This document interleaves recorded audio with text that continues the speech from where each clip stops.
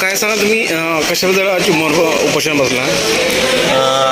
भंडारा जिल्हा परिषदेने सर्वसाधारण सभेच्या माध्यमातून जनसुविधा योजनेला 17 करोड 17.5 करोड रुपयाची मागणी शासनाकडे केलेली होती.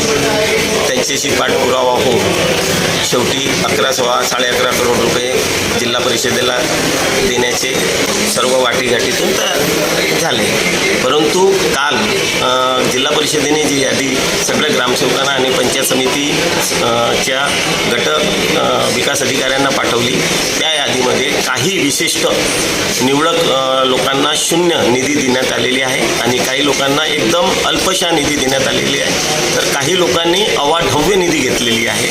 त्यामुळे आम्ही त्यांची कालसुद्धा फोनवर आणि आज प्रत्यक्ष भेट घेऊन अधिकाऱ्यांशी जिल्हा परिषद अध्यक्षांशी संपर्क साधून ठरल्याप्रमाणे कोणत्याही सदस्यांना 0 निधी करण्यात येऊ नये अशी आमची मागणी होती. परंतु त्यांनी आम्हाला मागणी काही धुडकावल्यासारखी केलेली आहे आणि आता ही यादी फक्त 2 दिवसामध्येच फायनल होणार आहे. वेळ जास्त अधिकची नसल्यामुळे आम्हाला शेवटचा पर्याय म्हणून हा आमरण उपोषणाचा भाग घ्यावा लागला.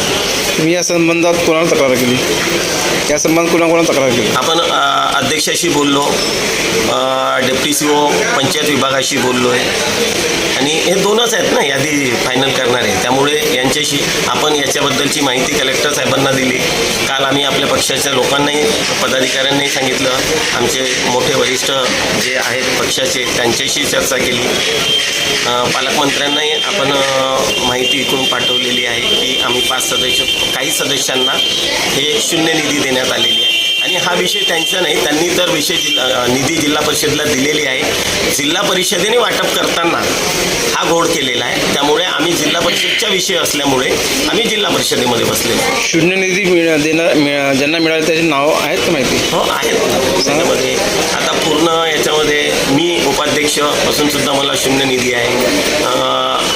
आमच्याच पक्षाचे आमचे सहकारी सुषमा पारधी त्यांना 0 निधी दिली आहे. राजू देशभरता त्यांना सुद्धा 0 निधी आहे. नंदाताई झंजाळ, नरुलेताई अजून खूप अल्प असे आहेत.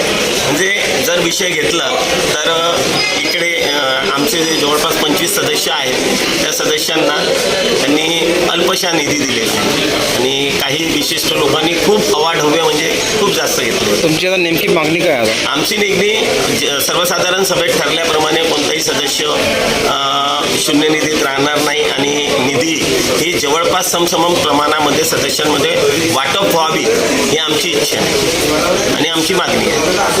तुमच्यासोबत किती लोक बसले आता? आमरण उपोषणाला बसले असल्यामुळे मी एकटाच बसणार आहे कारण आमरण उपोषण आहे आणि आमचे सहकारी आमच्या साथीला आहेतच. परंतु सर्वच लोक आमरण उपोषणाला बसू शकत नाही.